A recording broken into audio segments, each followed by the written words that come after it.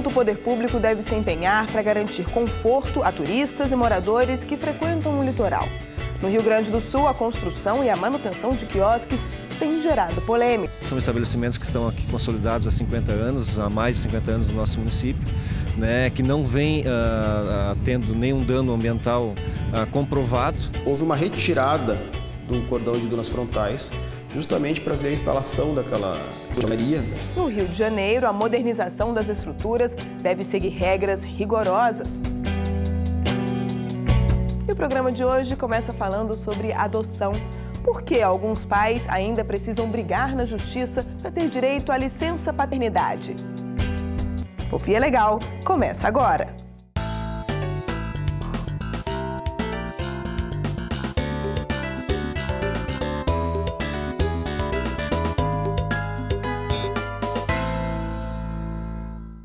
Em todo o país, cerca de 35 mil pessoas estão de portas abertas para a adoção.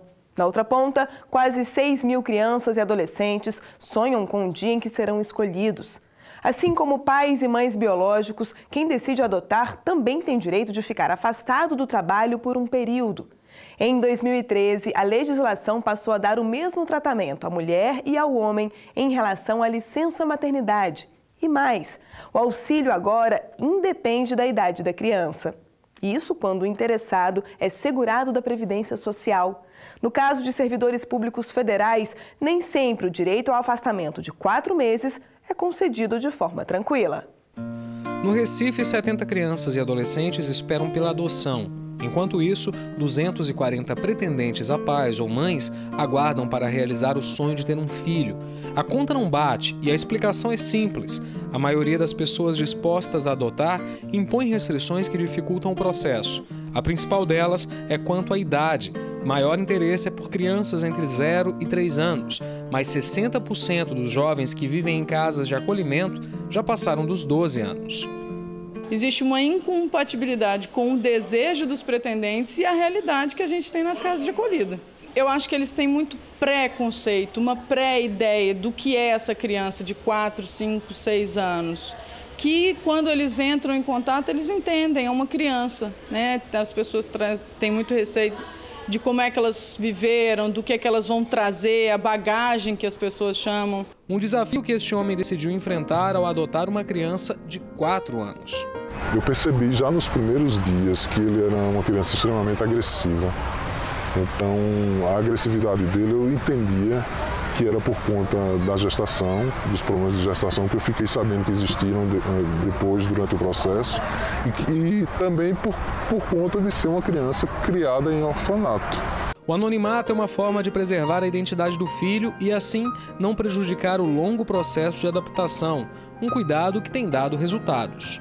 As mudanças são paulatinas e elas vêm ocorrendo, e é visível isso, tanto na escola quanto na minha família, é muito visível. Assim que recebeu a certidão de nascimento do filho com o próprio nome escrito, o pai respirou aliviado. Mas ele sabia que uma outra etapa, ainda mais complexa, estava por vir. Era preciso estabelecer laços afetivos, a partir da convivência diária. Para que ele se sinta seguro, para que ele se sinta amado, para que eu possa demonstrar a ele que realmente ele é meu filho e que ele me aceita como pai inteiro. E foi por isso que o servidor público federal decidiu entrar com o pedido de licença maternidade extensiva para pai solteiro. As primeiras tentativas foram feitas na esfera administrativa do órgão onde trabalha, a Superintendência do Desenvolvimento do Nordeste. Depois de muita demora, veio a resposta. O pedido foi negado. A Sudene ela não poderia ter respondido de outra forma, porque ela não tem o condão, o poder de decidir fora do texto da lei. Ela está tratando de licença paternidade, de adoção de maior de 1 ano, criança de 4 anos, ela tratou desta forma.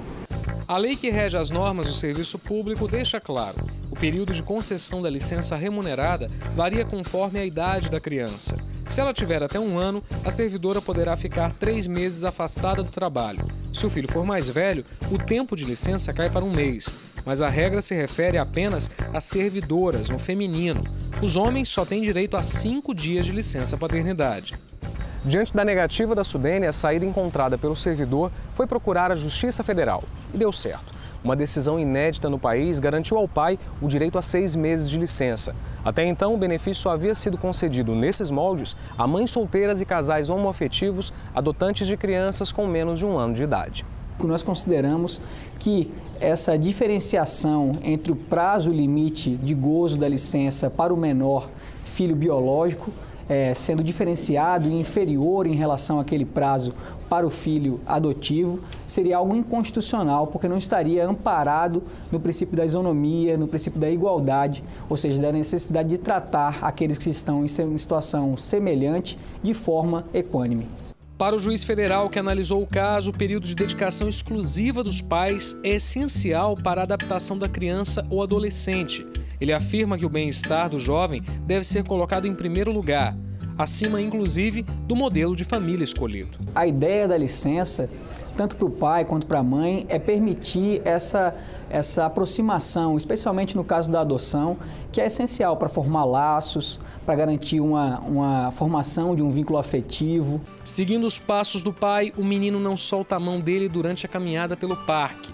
Se antes as reações da criança eram de agressividade, agora as respostas são dadas com risadas e carinho. Características que o servidor público garante ficaram mais fortes durante o período que passou em tempo integral ao lado do filho.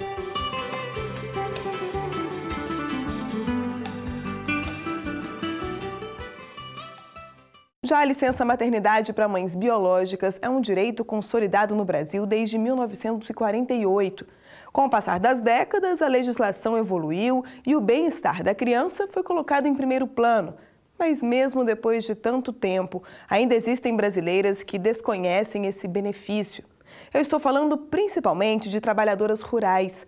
Na reportagem de Eliane Virtman, você vai entender as regras para a concessão da licença e quais os caminhos possíveis para mães que, por falta de informação, perderam o prazo para dar entrada no pedido. A vida em movimento. E quanta agitação traz uma vida nova. Muda muita coisa, né? Tanto emocionalmente como psicologicamente. Desde estrutura física da casa até a adaptação, né? Com tudo. A minha alimentação mudou completamente.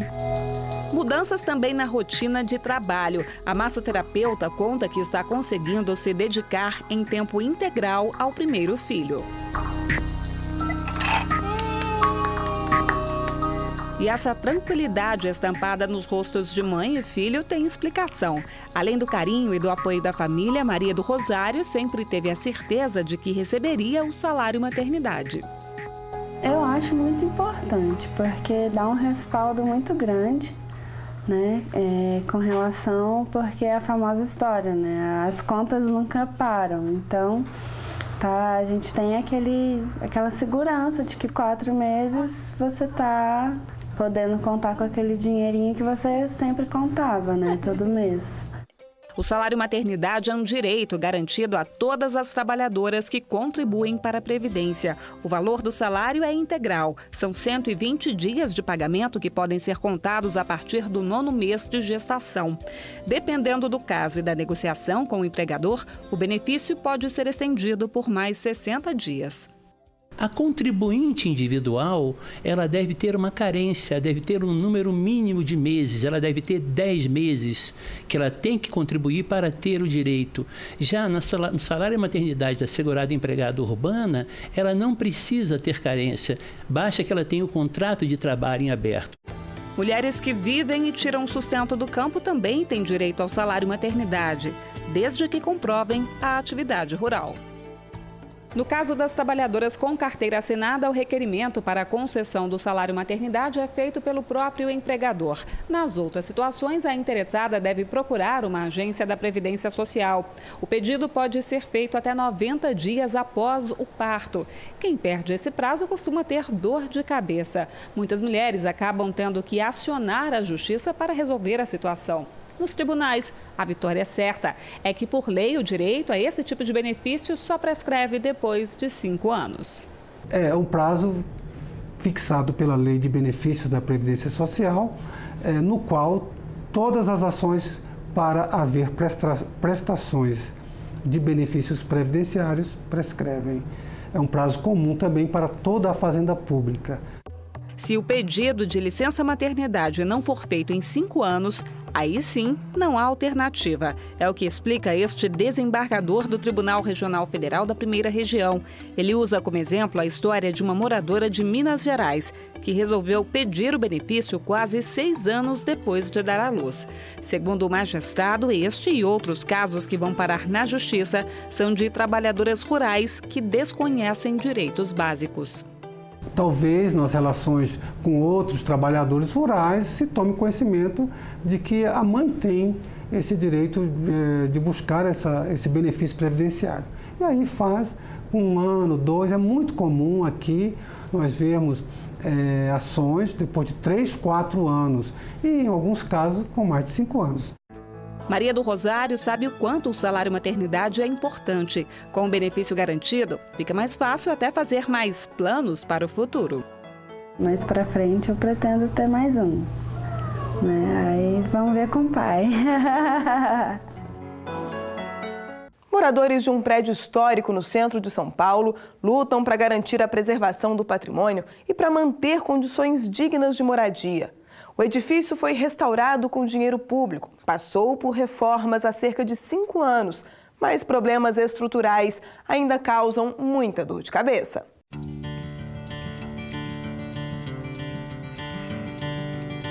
Quem mora ou já visitou a capital paulista não vai demorar muito para reconhecer este bairro. Na região, há vários teatros, museus e espaços culturais. O Centro Histórico de São Paulo, ele é relevante em muitos aspectos. É aquele em que o Estado investiu mais intensamente, tem mais praças, parques, monumentos históricos, e ele está absolutamente servido de infraestrutura. Ele tem um conjunto muito grande de estações de metrô, por exemplo. Ele é um lugar onde as pessoas encontram trabalho, lazer, oportunidade de educação. É a parte mais completa da cidade. Caminhar pelo centro de São Paulo é uma boa opção também para conhecer a história da cidade, que pode ser contada pelas construções antigas. O Riscala Jorge é um exemplo. Aquele prédio ao fundo foi construído na década de 40 para ser um hotel. O edifício, de 17 andares, tem o mesmo nome da rua, em homenagem a este imigrante sírio. Mas a intenção inicial de hospedar a alta sociedade brasileira não foi para frente. O edifício Riscala Jorge, assim como um conjunto de edifícios naquela região, no Vale do Anhangabaú, ele foi construído na primeira metade do século XX para acomodar usos das elites. Era um hotel de luxo, assim como vários naquele espaço da cidade, e que a partir da década de 60, com uma retirada das elites da área central, acaba ficando vago por falta de demanda. Tombado pelo patrimônio histórico, o prédio foi restaurado pela Prefeitura de São Paulo há mais de 10 anos. Na época, o governo estadual lançou em parceria com a Caixa Econômica o Programa de Arrendamento Residencial, o PAR. Muitos edifícios abandonados foram transformados em moradias populares para famílias de baixa renda. Dona Eusanira está entre as beneficiadas. Mas o que era para ser a realização de um sonho, em pouco tempo, virou pesadelo. Eu me decepcionei. Foi muito sofrimento, porque você ficar em um lugar que não tem luz, você passar 2 meses sem luz, sem água e sem gás. Você ali, eu me machucava à noite, né, que eu tinha que ir ao banheiro. Eu comprava água mineral para tomar banho. O antigo hotel, hoje, tem 167 apartamentos de 30 a 45 metros quadrados. Uma estrutura com falhas graves. A arquiteta Cleide, que se recupera de um transplante de medula, conta que as infiltrações são frequentes e o gás encanado não funciona como deveria. Ela precisou trocar o fogão pela panela elétrica. Nesses 12 anos, voltou o gás, que também tá ruim. Foi infiltração, telhado quebrado, né? Tinha muito alagamento quando chovia, lá embaixo ainda é assim. né, que fica um cheiro muito forte. E aí também eu não posso ficar usando muito elevador quando chove. Então tem esses problemas que ainda existem. Diante da falta de providências por parte da Caixa, os moradores iniciaram uma briga na Justiça. O banco chegou a fazer um acordo com o Ministério Público Federal e a Defensoria Pública da União, se comprometendo a consertar as falhas estruturais. 3 anos depois, uma perícia judicial constatou que as condições de moradia continuavam precárias. Cleide não se conformou e entrou com uma nova ação na Vara Federal em São Paulo. E deu certo. Ela foi a primeira moradora a ser indenizada por danos morais. O imóvel não foi adequadamente estruturado, reformado para atender a moradia de pessoas. Então, esses problemas geraram insatisfação para diversos moradores, inclusive a moradora que ingressou com essa ação. É uma ação de indenização por dano moral, acumulado também com um pedido de ressarcimento de valor de IPTU. É uma coisa assim que ainda não tive nesses 12 anos, que é uma coisa bem demorada. Porque é um prédio que a gente vê, todo morador que está aqui, eles gostam daqui. Além de garantir moradia digna, a reforma e a manutenção do edifício contribuem para a preservação de uma área importante e estratégica para quem vive em São Paulo. É bom tanto para as pessoas que têm oportunidade de viver nas áreas mais infraestruturadas da cidade, perto das boas oportunidades da cidade, perto da infraestrutura de serviços, da rede de transporte, do metrô, quanto para a própria cidade. Mais gente morando, constrói ruas mais seguras, constrói um comércio mais vibrante e mais ativo, é bom para todo mundo.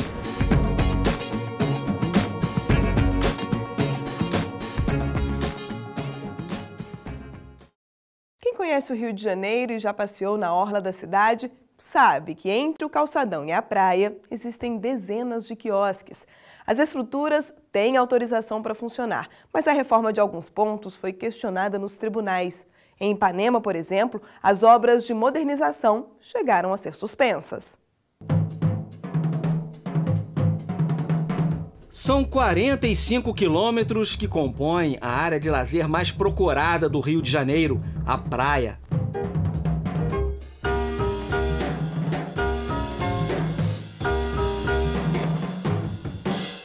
Nas areias, o comércio ainda é território dos vendedores ambulantes. Já no calçadão, conseguir a autorização para construir um quiosque é bem mais complicado. Por ser uma área pública, o direito de uso do espaço precisa ser concedido ou licenciado pela Prefeitura do Rio. Feito o licenciamento, aí é que ele pode iniciar a construção dos quiosques. E aí ele é fiscalizado pelas gerências técnicas regionais ou pela patrulha ambiental. Se ele não estiver cumprindo com aquilo que foi licenciado, a obra pode ser embargada e paralisada até que ele cumpra exatamente o projeto. No Rio, os 309 quiosques da orla são administrados desde 1999 por uma empresa privada. Ela venceu a licitação para assumir essa tarefa com exclusividade por 25 anos. Uma das primeiras providências tomadas naquela época foi a criação de um projeto para substituir as estruturas por outras maiores, com espaço para depósito e banheiros subterrâneos. A Fundação Estadual de Engenharia de Meio Ambiente, a FEEMA, emitiu a licença de instalação autorizando as obras. O documento dispensava o estudo de impacto ambiental. E isso aí foi um entendimento que nós discordamos e discordamos até hoje, até porque a construção desse projeto ela implica são 220 metros quadrados de área construída em faixa de areia. Diga-se passagem, a Praia de Copacabana é uma APA, área de proteção ambiental, ou seja, então só por si só já entendemos que era necessário haver esse relatório. As críticas pela falta de estudos detalhados se transformaram em uma ação judicial. A intenção de pelo menos parte dos moradores era anular o termo de concessão firmado entre a prefeitura e a empresa. Mas a resposta da justiça foi diferente. Nos tribunais, a dispensa do relatório foi considerada correta e a reforma dos quiosques seguiu em frente. Em 2005, os primeiros quiosques com o novo modelo começaram a ser inaugurados em Copacabana. Houve uma outra ação popular. A Justiça Federal chegou a conceder uma liminar suspendendo as obras até que o IBAMA fizesse o licenciamento das alterações. Mas a empresa recorreu e, em segunda instância, os desembargadores do Tribunal Regional Federal suspenderam a liminar e extinguiram o processo. A explicação é que o mesmo assunto já havia sido discutido 5 anos antes, quando o primeiro questionamento chegou à Justiça. Hoje, 46 quiosques já foram substituídos. O subsecretário municipal de Meio Ambiente garante que as intervenções são fiscalizadas com frequência. Nós já tivemos embargo na praia de Copacabana com relação aos coqueiros que foram retirados sem autorização. Outros teve problemas com a questão do transplantio. Os coqueiros poderiam ser retirados, mas teriam que ser transplantados imediatamente para o local determinado dentro da praia e que não foram feitos de forma adequada. Isso tudo gerou embargo de alguns quiosques quando estavam sendo feitos na praia de Copacabana, até que fosse encontrada uma solução. Um rigor que interrompeu o processo de modernização na praia de Ipanema. A empresa queria alterar o lugar das estruturas e mexer na vegetação de restinga. Até que uma alternativa seja encontrada, as obras não podem começar. Já a reforma no Leblon foi autorizada. A Associação de Moradores do bairro vê com bons olhos a iniciativa. A empresa teve todos esses anos o cuidado necessário, né? Porque as exigências são muito pertinentes e quando ele cumpre essas exigências, chega um momento que esgotam as possibilidades de se contestar, de recursos. Por isso ele está passando por todos os trâmites. Em pelo menos um aspecto, todos concordam. O respeito ao meio ambiente deve ser uma das prioridades. Isso é importante porque nós temos problemas ambientais sérios. O mundo já ultrapassou a sua curva hoje de consumo das nossas matérias-primas. Cada vez mais se fortalece a questão da Secretaria do Meio Ambiente, cada vez mais a legislação tende a apertar mesmo para que as pessoas não queiram fugir. E isso é importante, porque a gente tem uma responsabilidade grande para deixar para as gerações futuras, né?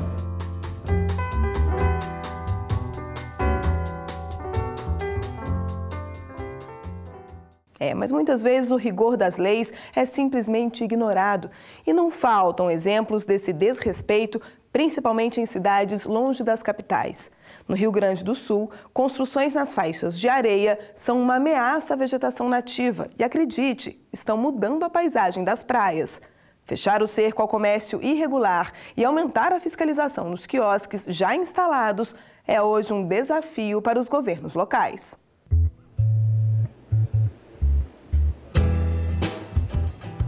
Eu acho muito cômodo. Para nós aqui, principalmente que eu sou babá delas, para mim é ótimo, porque eu não preciso caminhar até lá o centrinho para comprar alguma coisa para elas. Elas adoram comer um petisco, um refri, uma água. Para mim é muito bom. Eu acho que é uma oportunidade das pessoas do local, né, trabalhar. Eu acho que é um conforto. Comodidade que os turistas não abrem mão.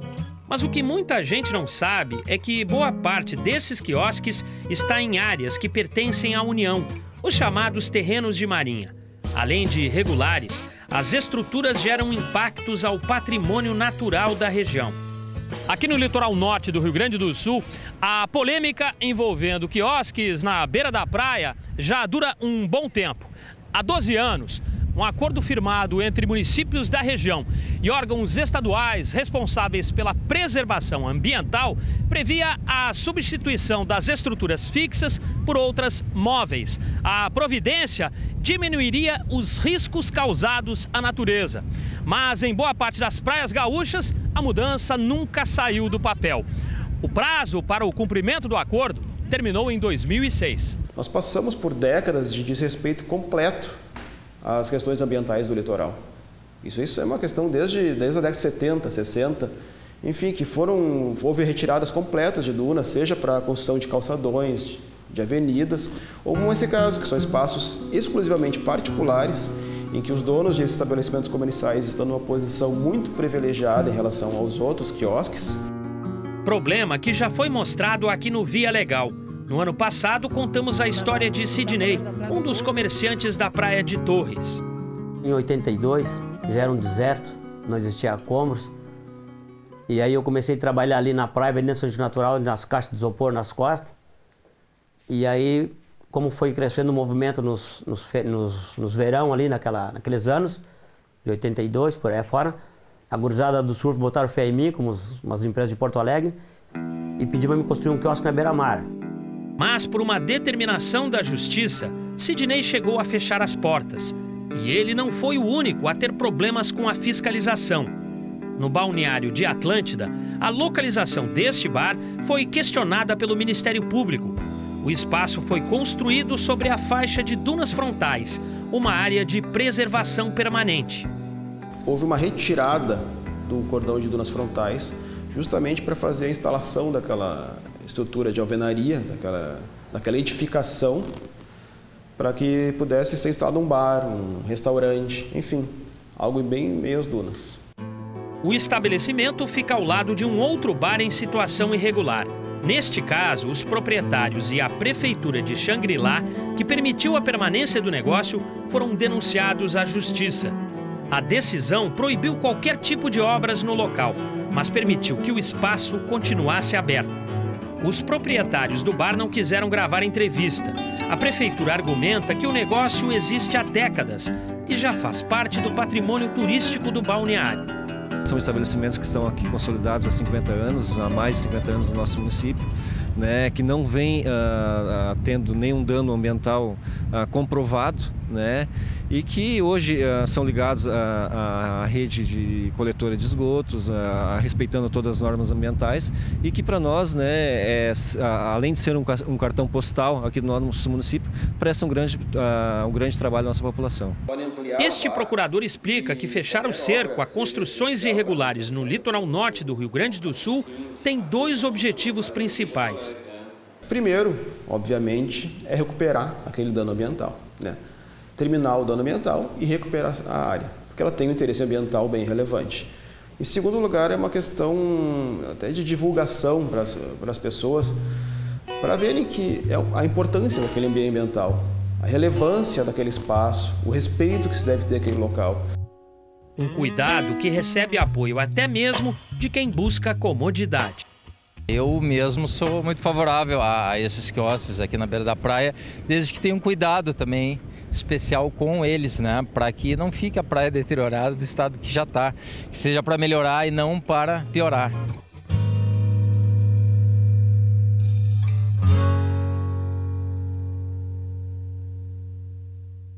O Via Legal de hoje fica por aqui.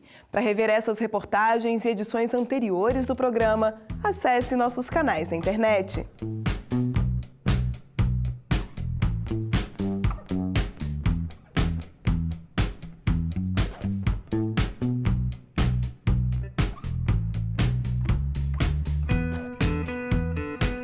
Eu volto na semana que vem com outras histórias que chegaram à Justiça Federal.